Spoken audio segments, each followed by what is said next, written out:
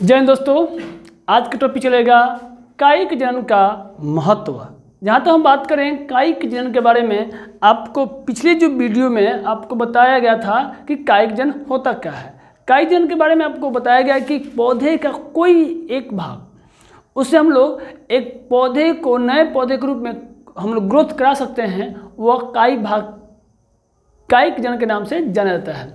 आज हम लोग पढ़ेंगे कि कायिक जनन का महत्व क्या है। अगर आप लोग कायिक जनन के बारे में जानना चाहते हैं तो आप जो इसके पीछे जो डाला गया वीडियो, आप इसमें जाकर देख लीजिएगा। इस वीडियो वाला में आपको मिल जाएगा, जो कि बेहतरीन तरीके से बताया गया है। बात करेंगे आज कायिक जनन के महत्व के बारे में। देखिए, अब आपको एक और बता दूं मैं, ये जो आप कायिक जनन के बारे में अगर कन्फ्यूज होंगे तो शॉर्ट फॉर्म में जान लीजिए। कायिक का मतलब होता है, कायिक का मतलब होता है अंग। सुनिएगा बात का पहले, कायिक का मतलब होता है अंग। और जब कोई अंग से, अब अच्छा आप ही बताइए कि कायिक अंग का किसको डिनोट कर रहा है। कायिक ये पौधे को डिनोट कर रहा है। अब रहा सवाल कि उस पौधे में कायिक भाग किसे कहेंगे। कायिक भाग कहेंगे हम लोग जड़, तना, पत्ते को बोलते हैं। क्या बोलते हैं? जड़, तना, पत्ते को हम लोग कायिक भाग कहते हैं। अब इससे क्या होता है, एक नए पौधे को ग्रोथ कराया जा सकता है। आप लोग दो तरीका पढ़ चुके हैं, एक प्राकृतिक रूप से और एक कृत्रिम रूप से आप पढ़ चुके हैं। आज हम लोग बात करेंगे कि इससे महत्व क्या है, इसके इकोनॉमिक दृष्टिकोण से क्या हमारे लिए प्रॉफिट है, क्या प्रॉफिट नहीं है। तो पहला टॉपिक आपको मिलेगा कि ये जो कायिक जनन होता है बहुत ही आसान होता है। क्या होता है? पहला आप लोग लिखिएगा नंबर देख कर कि यह क्रिया विधि होता है, बहुत ही आसान होता है। दूसरा टॉपिक लिखिएगा कि इसमें किसी विशेष संरचना, गौर कीजिएगा, 2 नंबर लिखिएगा, इसमें किसी विशेष संरचना जैसे सुगंध, जैसे आपका वो क्या बोलते हैं रंग बिरंगे और मकरकंद, आपको यहाँ पे मिलेगा मकरंद मिलेगा, जो कि ये पौधे को रिप्रोडक्शन में सहयोग करते हैं। लेकिन कायिक जनन में ऐसा नहीं होता है। अगर ये नहीं होगा तो रिप्रोडक्शन आसानी से कराया जा सकता है। ये बात याद रखिएगा। अब बात करेंगे, इसकी विशेषता हो गई कि ये चीज़ें तीनों की आवश्यकता नहीं होती है। और सबसे इम्पोर्टेंट पॉइंट पता क्या है? सबसे इम्पोर्टेंट पॉइंट यह होता है कि इस पौधे को जो हम लोग ग्रोथ कराते हैं कायिक जनन द्वारा, उसमें बीज वाले पौधे को भी आसानी से ग्रोथ कराया जाता है। यानी कि इसमें बीज की आवश्यकता नहीं होती है। अब सबसे बड़ा सवाल होता है कि सर ऐसा कौन पौधा होता है जिसमें क्या होता है कि बिना बीज का होता है। तो आपके सामने अब मिलेगा केला, अनानास, गुलाब, अंगूर, इनमें बीज नहीं होते हैं। अच्छा, थोड़ा सा बात आपको अजीब लग रहा है ना कि हाँ, हम लोग जो मैथ वाले सर थे वो भी कुछ विशेष ड्रेस में थे, हम भी आज विशेष ड्रेस में। पता क्या है, आज हम लोग का 3 तारीख को बहुत खुशी की बात है कि हम लोग जो इंस्टीट्यूट है पूरे 1 साल का क्लास, नहीं एक साल हो गया हम लोग का पूरे इस इंस्टीट्यूट का, जो कि बहुत खुशी की बात है कि यूट्यूब जो मेरा फैमिली है और जो मेरे स्टूडेंट हैं उन्होंने बहुत सारा भूमिका निभाए, सहयोग दिए, कुछ समस्या भी आई, जो सपोर्ट पूरा रहा, और इसके लिए तहे दिल से आप सभी का धन्यवाद करता हूँ।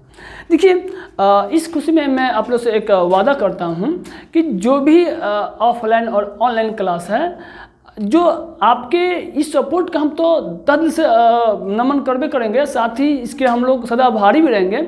इसलिए मैंने विचार किया है कि जो भी हमारे टीचर हैं अपने अपने सब्जेक्ट में विशेष तौर पर तैयारी में लगे हैं, क्या कि इतना प्यार मिल रहा है, इतना लगाव मिल रहा है कि हम लोग उस चीज़ को बहुत ज़्यादा मोटिवेट हो चुके हैं हम लोग।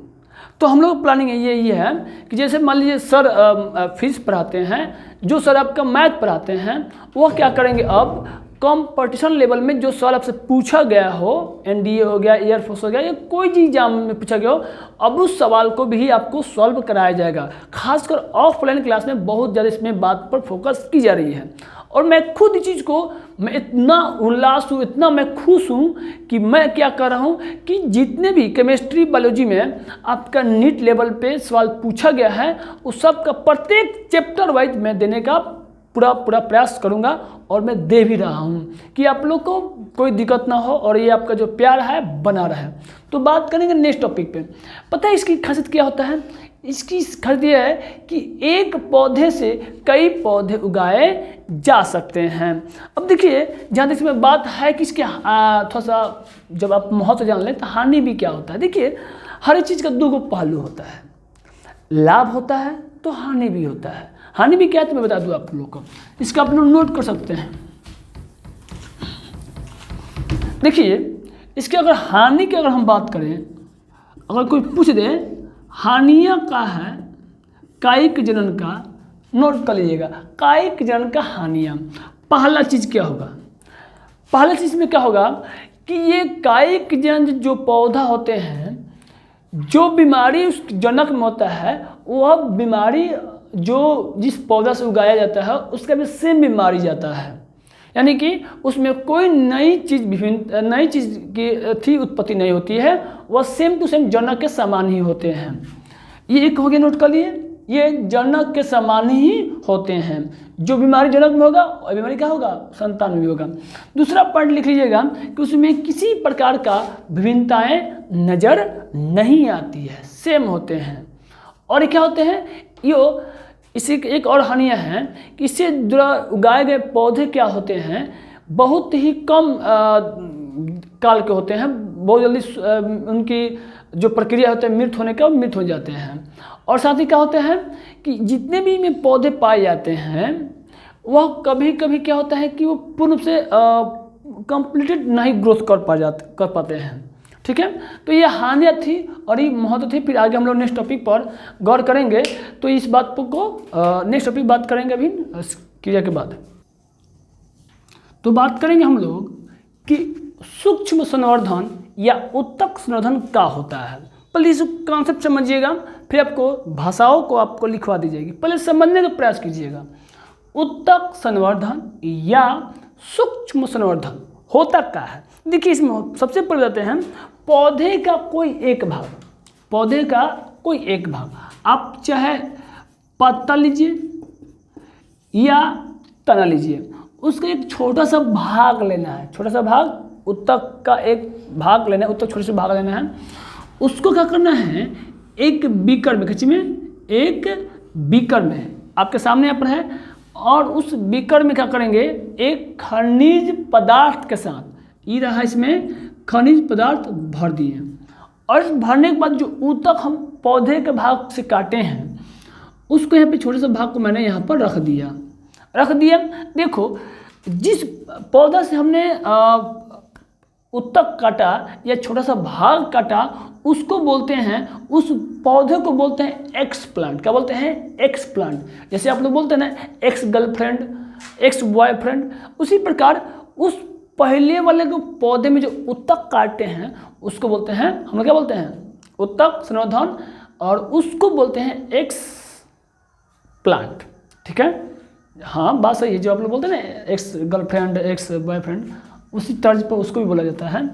अभी क्या होगा, ये 2-3 मंथ बाद, 2-3 मंथ बाद ये जो टिश्यू होता है, उत्तक होता है, थोड़ा सा ग्रोथ कर लेता है, थोड़ा सा होता है विकसित, ये हो जाएगा बड़ा। इसमें बड़ा क्यों होगा? क्योंकि इसमें हो जाता है कोशिका विभाजन। क्या होता है? कोशिका विभाजन। विभाजन होने के बाद फिर से जब ये पौधा क्या होगा, ये क्या होगा कि कुछ महीने बाद यह और हो जाएगा बड़ा। क्या हो जाएगा?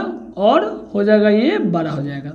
तो पता क्या होता है कि जो उत्तक इतना छोटा से बड़ा हुआ, इस बड़े भाग को बोलते हैं कैलस।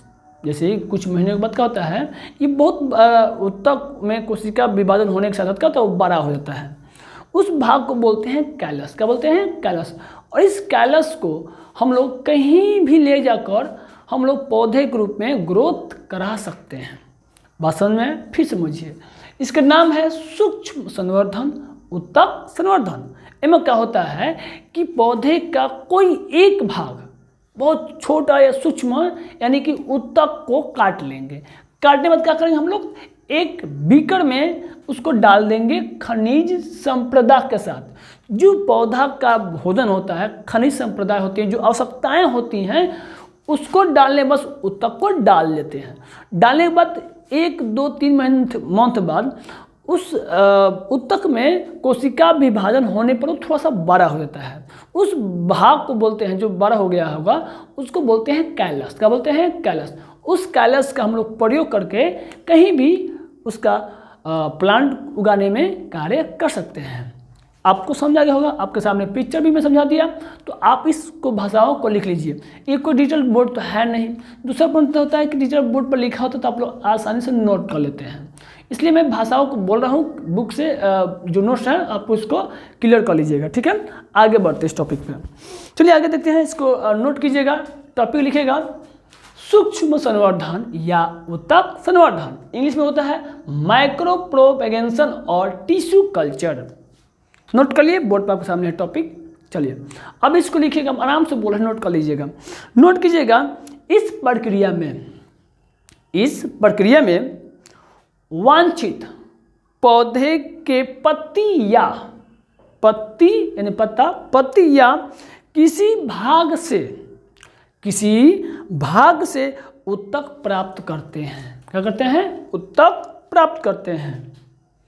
और जिसे प्राप्त करते हैं, हो गया, प्राप्त करते हैं, इसे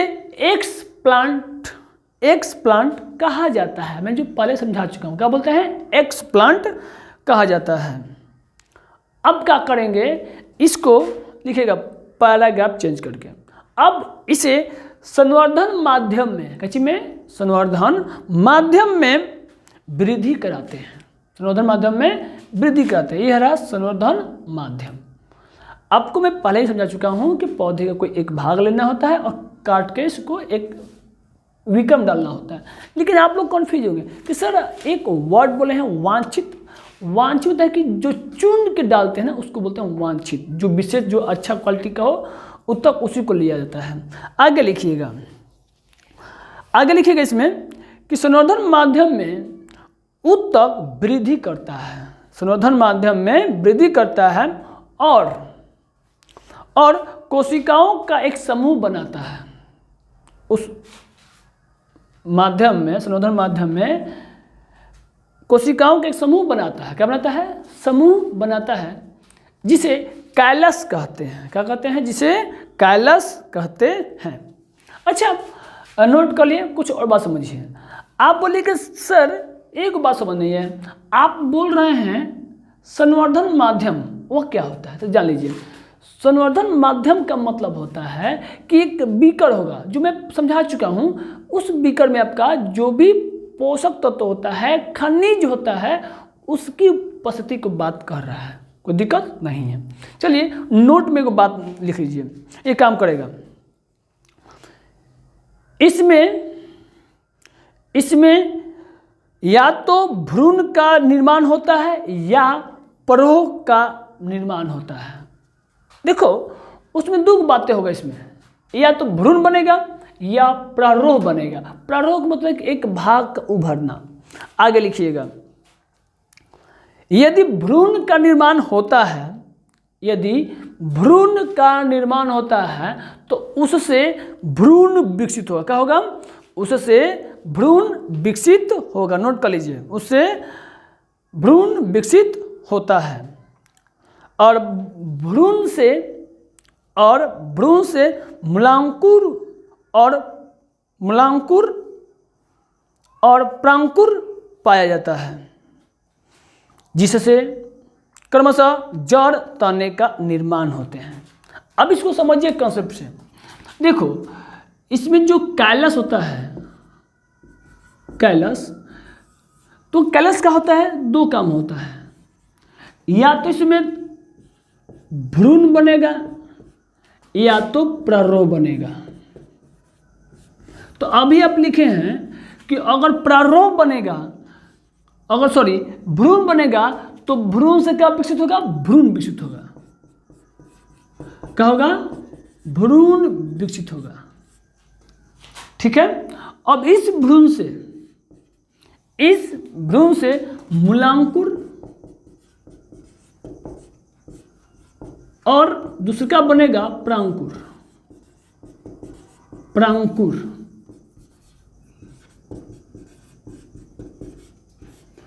मूलांकुर से बनेगा जड़ और प्रांकुर से बनेगा तना। इसको नोट कर लीजिएगा, क्या बनेगा? नोट कर लिए। एक कंसेप्ट आपको याद रखिएगा, भ्रूण विकसित होगा तब मूलांकुर से जड़ बनेगा, प्रांकुर से तना बनेगा। क्लियर? आगे देखिएगा, आगे गौर करते हैं यहाँ पे। और इस प्रकार नए पौधे का निर्माण होता है। हो गया क्लियर? आगे लिखिए, 2 नंबर डबल चिन्ह लिखिएगा। यदि प्रारोह विकसित होता है तो थोड़े ही समय में जड़ का निर्माण होने लगता है। देखिए, अगर प्रारोह बन गया, क्या बन गया? प्रारोह, तो कुछ ही समय बाद क्या बन जाएगा? जड़ बनेगा। क्या बनेगा? जड़ बन के विकसित हो जाएगा। आपके सामने ये पूरा कॉन्सेप्ट है। फिर जान लीजिए, सबसे पहले बनेगा कैलस। कैलस किससे बनेगा? उत्तक से बनेगा।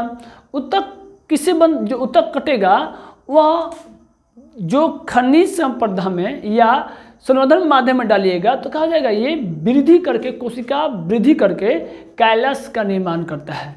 कैलस 2 तरह हो सकता है, एक में भ्रूण बनेगा और या तो प्रारोह बनेगा। यानी कि 2 संभावना होती है, या तो भ्रूण बने या तो प्रारोह बने।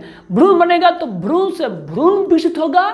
अगर भ्रूण विकसित होगा तो ओ में मूलांकुर बनेगा और प्रांकुर बनेगा। मूलांकुर बनेगा तो में तुम्हारा जड़ बनेगा और प्रांकुर बनेगा तो तना विकसित होता है। जबकि प्रारोह बनेगा तो उससे क्या बनेगा? कुछ ही समय बाद क्या बनेगा? जड़ बनना शुरू हो जाती है। और इस प्रकार से नए पौधे का विकसित होना तय माना जाता है। तो इस टॉपिक को आपको समझ में आ गया होगा। तो नेक्स्ट टॉपिक अब देखेंगे आप आगे कि इससे महत्व क्या है। तो यहाँ तक बातें क्लियर हो चुकी है। अब बस जान लीजिए कि प्रक्रिया तो अपना लिए, इसे फायदे क्या हैं, इसका महत्व क्या है। तो देखिएगा, इसका महत्व है कि इसको कहीं भी ले जाया जा सकता है, वहाँ पे पौधे को ग्रोथ कराया जा सकता है। दूसरा पॉइंट, यह एक छोटे से भाग से बहुत सारे अधिक मात्रा में पौधे को उगाया जा सकता है। और एक और बात, इसमें जो विभजी उत्तक होते हैं, मेरिस्टेम जो उत्तक होते हैं, और उससे हम लोग ये प्रक्रिया अपनाएं तो विषाणु मुक्त होते हैं। क्या होते हैं? विषाणु मुक्त होते हैं। और ये टॉपिक आज इतने ही समाप्त करते हैं। फिर मिलते हैं हम लोग कल नए सेक्शन में और नई बातें के साथ। इसमें कुछ बातें हैं जो बार बार रिपीट की गई है, क्योंकि आपको समझाना होता है। मैं समझाने का प्रयास किया। फिर मिलेंगे कल और इसी समय। आज के लिए जय हिंद।